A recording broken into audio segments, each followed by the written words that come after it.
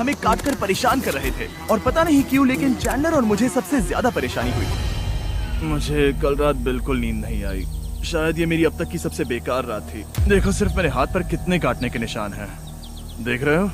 और जब तक हम अपनी नींद पूरी करने की कोशिश में थे, आप समझ ही सकते हैं कि बाकी तीनों बिना किसी देखरेख के क्या कर रहे होंगे। चलो मुर्गियां पकड़े।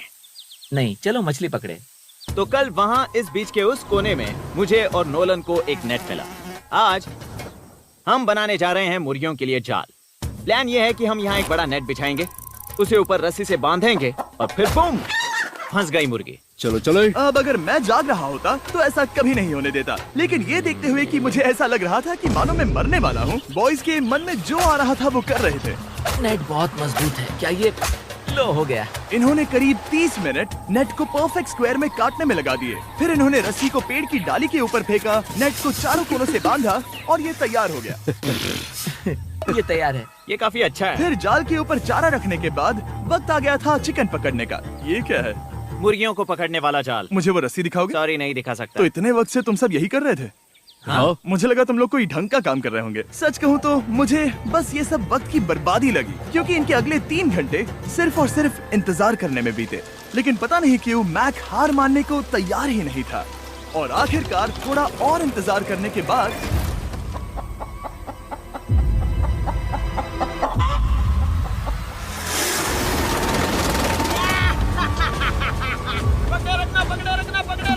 मैक, ये क्या है? मैंने मुर्गी पकड़ ली। ओह, ये चिकन तो काफी शांत है। हाँ, ये हमारा नया ब्रायन है, उस राफ्ट वाले पंछी की याद में। पता है, तुमने इसके साथ इतना अच्छा बर्ताव किया है, मुझे यकीन है कि अगर तुम इसे नीचे रखोगे तो ये भागेगा नहीं।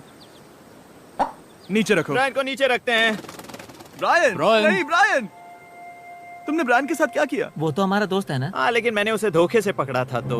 और जब तक हमने ब्रायन को पकड़कर वापस आजाद किया, यहाँ का तापमान काफी गिर चुका था, जिससे हम सबको इतनी ताकत मिल चुकी थी कि हम एक एडवेंचर पर जा सके। मेरे पीछे वो आइलैंड देख रहे हो? हम वहाँ पर जाने वाले हैं मैक।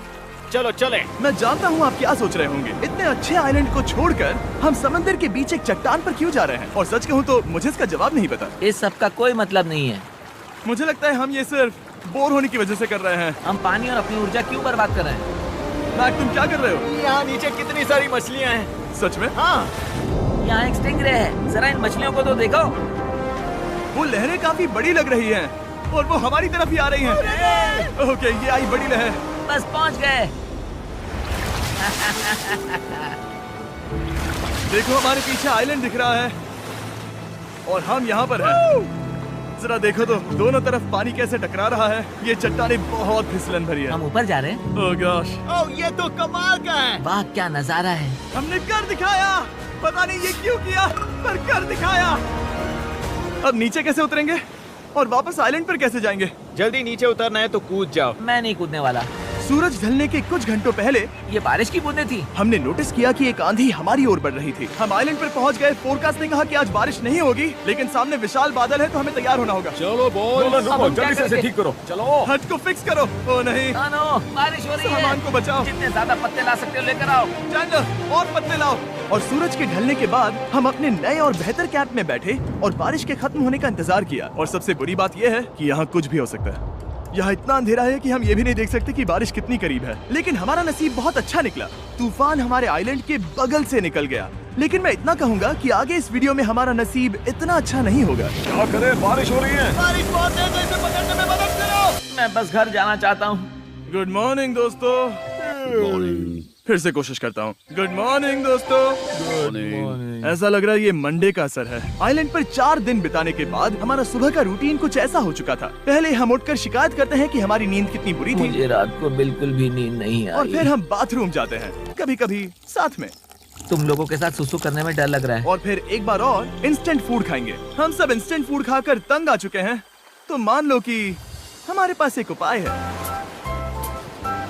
ठीक है, मेरा साथ सिर्फ यहीं तक था। मजे करना। Oh my God. ये सब बस कुछ मछलियों के लिए। आपको मछली ढूंढने के लिए बहुत बहुत दूर जाना होगा। मछलियाँ इस हल्के नीले पानी में नहीं रहेंगी, वो वहाँ उस गहरे नीले पानी में होंगी। तो या तो ये एक बहुत अच्छा आइडिया है या फिर बहुत बुरा। शायद बहुत बुरा। प्लान थोड़ा खतरनाक था लेकिन काफी सिंपल भी। मैक एक इंसानी मोटरबोट के रूप में काम करेगा और शॉन और नोलन को समुद्र के गहराई तक खींच कर लेकर जाएगा। और क्योंकि शॉन सर्वाइवल में हम सबका डैड है, वो उन मछलियों को पकड़कर हमारे खाने के लिए वापस आइलैंड पर ले आएगा। रस्सी को पकड़ा है ना? और मैं लगभग 500 फीट की रस्सी भी लाया हूँ जिससे वो बंधे हैं, तो अगर उन्हें मदद चाहिए होगी तो हम उन्हें खींच लेंगे, है ना चैंडलर? हाँ। क्या रस्सी और बची है? हाँ, काफी रस्सी बची है।